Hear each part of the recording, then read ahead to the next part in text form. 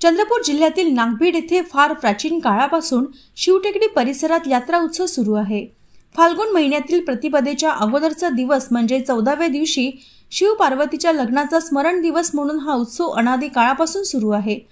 निसर्गरम्य टेकडीवर सुमारे 270 पेक्षाही जास्त पायऱ्या चढून या शिवलिंगाचे दर्शन घेता येते।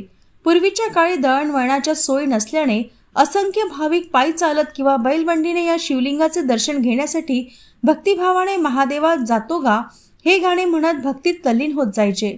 शिवलिंगाचे दर्शन घेतल्यावर माघारी फिरायचे। शेकडो वर्षांपासून महाशिवरात्रीनंतरचे 2 गुरुवार या ठिकाणी बाजार भरतो। ती परंपरा आजही सुरू आहे। शिवटेकडीच्या पूर्वेस अर्ध्या किलोमीटर अंतरावर 3000 वर्षापूर्वीचे आदिवासी संस्कृतीचे ओळख देणारे शिळास्तंभ आजही उभे आहेत।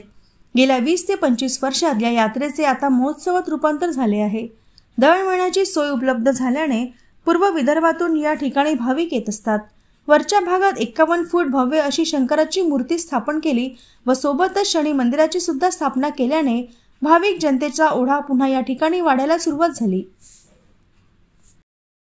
सर्वात प्रथमतः आपल्या सर्वांच्या माध्यमातून देशभरातल्या शिवभक्तांना महाशिवरात्रीच्या मी खूप खूप शुभेच्छा देतो आणि भोलेनाथाच्या चरणी हीच प्रार्थना करेल, भोलेनाथाची असीम कृपा या देशावर, देशातल्या राहणाऱ्या 140 कोटी जनता जनार्दनावर भोलेनाथाची कृपा हमेशा राहो, हीच भोलेनाथाच्या चरणी प्रार्थना आणि पुनश्च महाशिवरात्रीच्या मी खूप खूप शुभेच्छा देतो।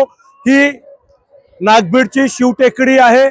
वर्षोनवर्ष अनेक वर्षापासूनची परंपरा महाशिवरात्रीला इथे फार मोठी यात्रा भरते। ही यात्रा जवळपास 15 दिवस चालणार आणि पूर्व विदर्भ नाही तर विदर्भ आणि विदर्भाच्या बाहेरून सुद्धा भक्त भोलेनाथांच्या दर्शनासाठी येतात। संध्याकाळी गेल्या 100 वर्षापेक्षा जास्त झालं असेल, संध्याकाळी 7:30-8 वाजता नंदीची यात्रा निघते, नंदीचं रथ निघते। हे देशात कुठेच नसेल जे नागभीडला संध्याकाळी 7:30 वाजता नंदीचं रथ निघतो, गावातून निघतो आणि शिवटेकडीवर भोलेनाथाच्या चरणावर येऊन तो रथ यात्रा थांबते। ही अशी परंपरा लाभलेली ही नागभीडची महाशिवरात्री यात्रा आहे। पुनश्च आपल्या सर्वांच्या माध्यमातून महाशिवरात्रीच्या मी खूप खूप शुभेच्छा देतो। जय भोलेनाथ।